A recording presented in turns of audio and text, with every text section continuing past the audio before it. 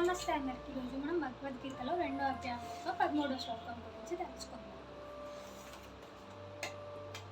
దేహినోస్మిన్ యథా దేహే కౌమార్యం యవ్వనం జరా తథా దేహంతర ప్రాప్తి ధీరస్తర న ముహ్యతి.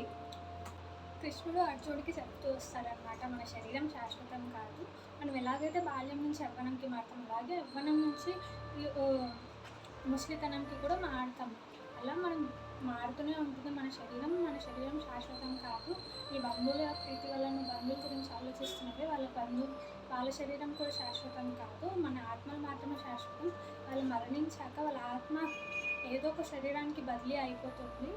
వాళ్ళకి ఎంతో జ్ఞానం ఉండడం వల్ల వాళ్ళ వచ్చే జన్మలో వాళ్ళకి మంచి జీవితాన్ని ఇస్తావు. నువ్వు వాళ్ళు మరణిస్తే దానివల్ల నువ్వు ఆలోచించాల్సిన పని లేదు, చింతించాల్సిన పని లేదు. ఈ జన్మలో అంటే వాళ్ళు తప్పక దుర్యోధనుని వైపిస్తున్నారు, కానీ వచ్చే జన్మలో వాళ్ళకి మంచి జీవితం వస్తుంది. సో అందుకు నువ్వు అంత చింతించాల్సిన అవసరం లేదు అని చెప్పి కృష్ణుడు అర్జునుడికి చెప్తూ వస్తాడనమాట ఈ శ్లోకంలో. ఏది శాశ్వతం కాదు, నీ దేహం శాశ్వతం కాదు, ఆత్మ మాత్రమే శాశ్వతం అని చెప్పి.